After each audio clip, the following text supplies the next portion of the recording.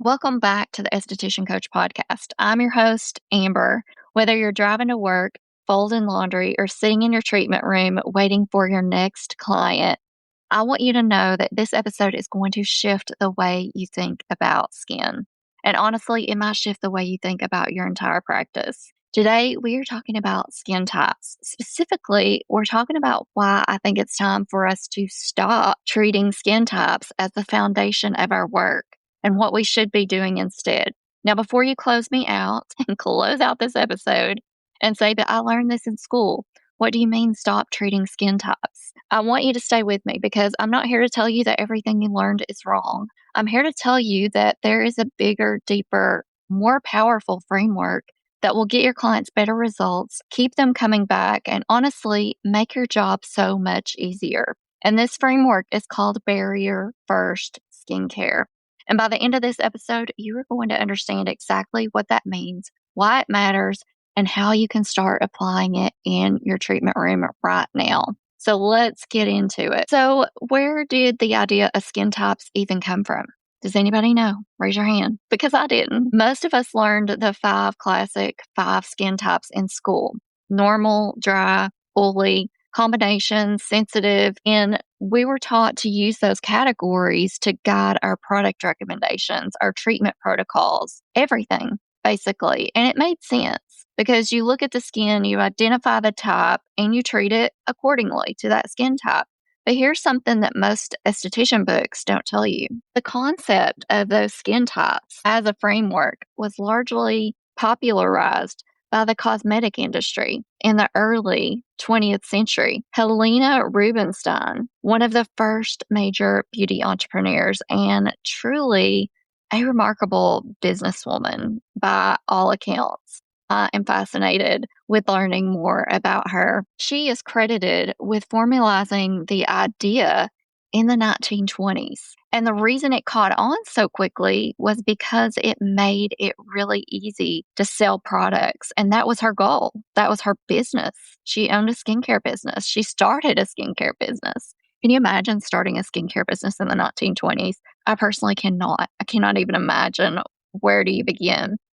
But she did it and she was really successful at it. But back to the reason it caught on so quickly, she was asking, do you have oily skin? Well, here's the oily skin line. Do you have dry skin? Well, here's the dry skin line. It was a really brilliant marketing structure for her to sell her products. And that was her goal. Another concept she is credited for is the fear in aging. She was known to lie about her age. She wanted women to fear aging, so they would buy and use her products. They would think that they would have to use her products to keep them looking younger. And so that's where all of that stemmed from, which is fascinating to me. From a business standpoint, I'm in awe of all she created and built. She built her business before there were textbooks, before the internet, before any of these things existed. She truly built this from the ground up. Talk about building it from the ground up. She owned that. And she taught herself how to market and sell her products. She taught herself marketing. She taught herself business, everything. And she come from a poor background. She wasn't born into this. She was just very street smart. And she was able to start this business, market her business, ended up selling her business.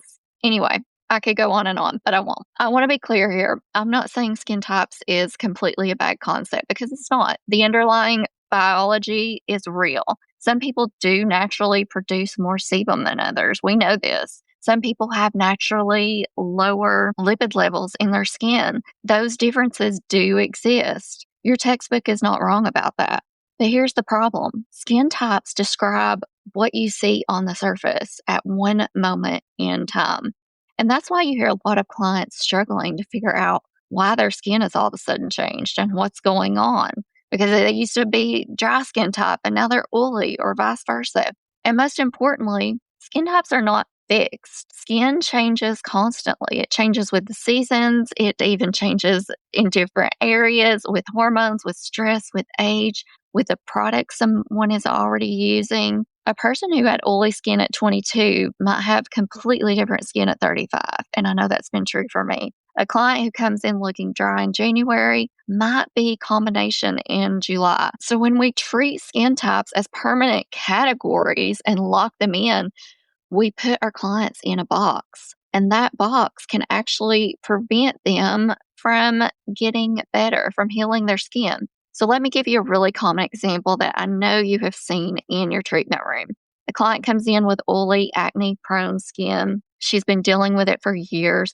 She's tried everything. She's using a foaming cleanser twice a day, a toner with alcohol in it, and salicylic acid serum every night. She's doing everything she was told to do for oily skin, and yet her skin is still breaking out, still shiny, still a mess. And here's what's actually happening for her. And you may already know, but all of those are stripping, drying products, and they're damaging her skin barrier. Her skin is not producing extra oil because it is oily skin. It is producing extra oil because it's in panic mode. Her barrier is broken down, and the skin is losing water faster than it should. And the skin is doing the only thing it knows how to do. It's pumping out more oil to try to protect itself. And if you treat that client as an oily skin type, you are going to make the problem worse.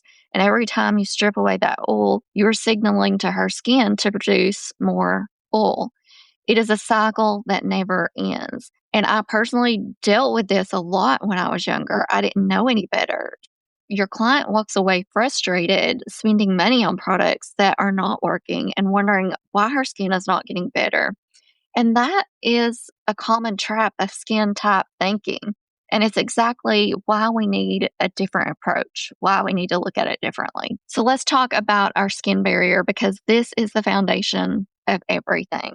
Your skin barrier, also called a stratum corneum, is the outermost layer of your skin.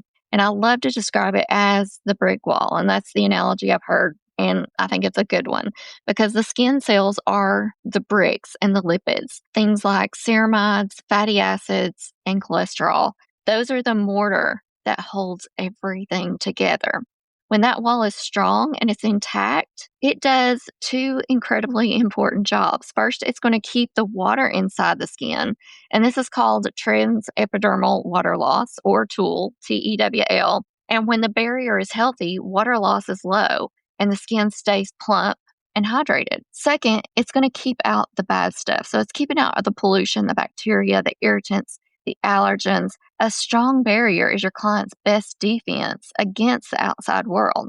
But when that wall is damaged, when those bricks are damaged, and when the mortar starts to crack, that's when everything falls apart. Water is going to escape too easily, and the skin becomes dehydrated. Irritants start getting in, and the skin starts to become inflamed and reactive.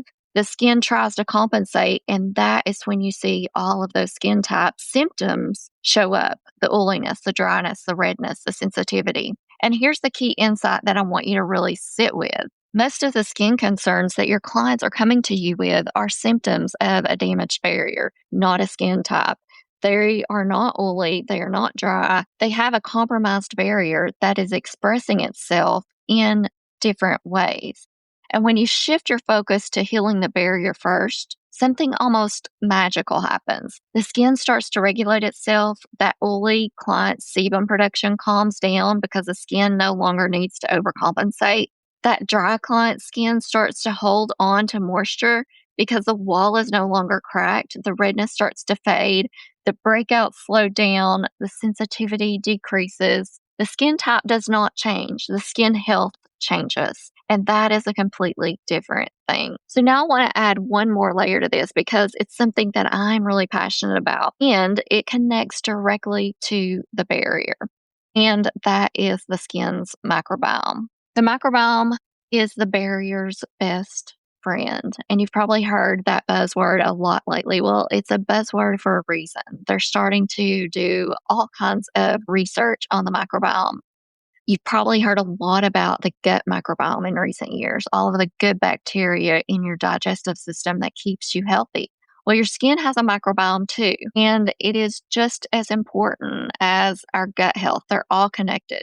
So the skin microbiome is an invisible ecosystem of millions of tiny microorganisms, bacteria, fungi, and other microbes. and they live on the surface of your skin. The vast majority of these microbes are beneficial. They are your skin's built in defense team. And here's what makes the microbiome so fascinating and so relevant to our conversation today. Every single person's skin microbiome is completely unique. It's like a fingerprint. So, no two people have the exact same microbial community on their skin. This is one of the most powerful arguments against treating skin types because even two people who both have oily skin have completely different microbial ecosystems. The skin barrier and the microbiome are deeply connected. Think of them as best friends who look out for each other. When the barrier is strong and healthy, the microbiome is balanced and thriving. The good bacteria keeps the bad bacteria in check, and the skin stays calm, clear, and resilient. But when the barrier is damaged, the microbiome gets disrupted too. That balance shifts, and certain bacteria can start to overgrow. Inflammation can increase. The skin becomes reactive and unpredictable.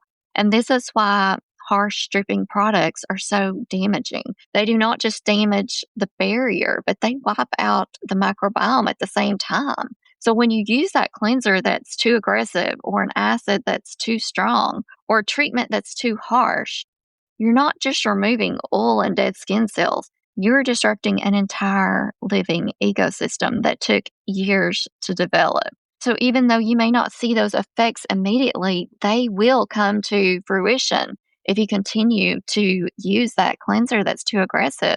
So as estheticians, this should change how we think about every product we put on a client's skin. The question is not just, will this treat their skin type? The question is, will this support or harm their barrier and their microbiome? When you start asking that question, your whole approach to skincare is going to change. So, what does barrier first skincare actually look like in your treatment room? It starts with a client assessment. So, instead of looking at a client's skin and immediately categorizing it as a type, you look at the health of the barrier. Is the skin showing signs of dehydration, fine lines, tightness, dullness? Is there redness or reactivity that suggests that the barrier has been compromised? Is the skin producing that excess oil as a compensation mechanism? Is there sensitivity that was not there before? Then it starts with education. One of the most powerful things you can do for your client is explain to them what is actually happening with their skin. They want to know. So tell them about the brick wall. Tell them that their oily skin might actually be their skin crying out for help. Clients who understand their skin become better partners in their own skincare journey. So they stop reaching for those harshest products and they start choosing things that actually support their skin. Then it starts with simplicity. A barrier first approach is not about adding more products and more steps. It's about removing the things that are causing harm and replacing them with ingredients that rebuild and protect. The serums that restore the lipid layer, the gentle pH balance cleansers that don't strip the skin, the humectants that draw water back into the skin. So basically, the ingredients that feed the microbiome rather than destroy it. And here's the beautiful thing about this approach. When you heal the barrier first, everything else becomes easier. Treatments work better because the skin is more receptive. Products absorb more effectively. Results are going to last longer. And your clients trust you more because they are finally seeing real, lasting change. Somebody actually sees them and is able to help them. This philosophy, barrier first, always, is the entire foundation of Skin Soul Botanica, and every single product in my line was formulated with one question in mind. Does this support the barrier and the microbiome, or does it work against it? I built this line because I kept seeing clients come in with skin that had been overtreated, overexfoliated, overcomplicated. We don't need complicated routines. I wanted to create something that estheticians could trust, a line that you could use on back bar and retail that made barrier repair the starting point, not an afterthought. So if you're an esthetician who resonates with this philosophy, I would love for you to explore our wholesale program. It is designed specifically for professionals who want to offer their clients something that is rooted in real skin science. The link is in the show notes. Go check it out. And if you have questions, reach out to me directly. I love connecting with estheticians, if you guys don't already know. And I love when you're passionate about doing this work. And I think we all are, right? That's why we're here. We want to help other people. So, here is your one takeaway from today's episode. The next time your client sits in your chair and tells you their skin type, listen to them, validate them, and then look deeper. Ask yourself, what is the health of the barrier? Is it strong or is it struggling? Because when you answer that question first, you will always know exactly what to do next. Skin types are definitely a starting point, but barrier health is the destination. Thank you so much for spending time with me today. If this episode resonated with you and gave you an aha moment, and I really hope it did, please share it, screenshot the episode, post it to your stories, tag me, and let me know what landed for you. I read every single one of those, and it always makes my day. So if you're enjoying the podcast, leave a review wherever you listen. It helps more estheticians find this content. And that is really what this is all about, building a community of professionals who are committed to doing better for their clients. Thank you for tuning in, and I'll see you in the next episode.